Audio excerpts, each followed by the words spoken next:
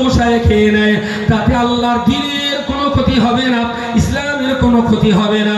তবে আমার লিল্লা বোর্ডিংয়ে গরিব দুস্থ এতিম মিসকিনের বাচ্চারা যারা পড়াশোনা করে, ওদের বাপ মা বড় অসহায়, ওদের পিতা মাতা বড় বড় গরিব, তারা তাদের বাচ্চাগুলোকে কোরআন আর হাদিস শিখবার আর পড়াবার জন্য আমি আবু বকরের কাছে তারা তাদের বাচ্চাগুলো দিয়ে গেছে। আমি অত্যন্ত দুশ্চিন্তাগ্রস্ত হয়ে আছি। সন্ধ্যা ঘনিয়ে এসছে, মাগরিবের নামাজের সময় পেরিয়ে গেছে। আজকে রাত্রিবেলাতে মাদ্রাসার বাচ্চাগুলোকে আমি চাল দিয়ে ওদের দুবাটা ভাতের ব্যবস্থা করব।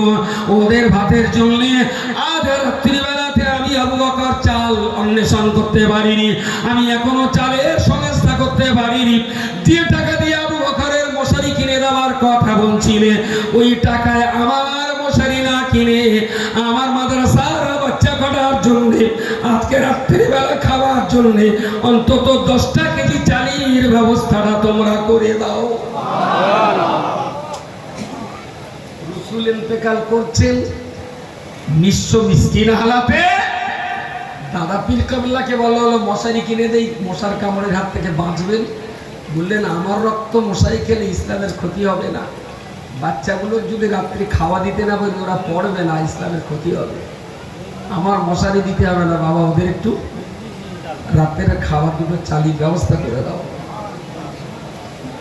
এই তো পীর নাকি বলেন, এই তো মোজাদ্দেদ, এই তো কওমের খাদেম। হযরত ওমর রাদিয়াল্লাহু আনহুকে বিদেশি মানুষেরা যখন আসতেন, ওমরকে চেনা যেত না, অনেক বিদেশি রাজা রাজদের প্রতিনিধিরা এসে ওমরের সঙ্গে দেখা করে বলতেন যে আমরা এসছি অমুক সম্রাটের পাঠানো প্রতিনিধি, মদিনার বাদশা ওমরের সঙ্গে সাক্ষাৎ করতে এসছি, তা আমাদেরকে একটু বলবেন ওমর কোথায় আছে।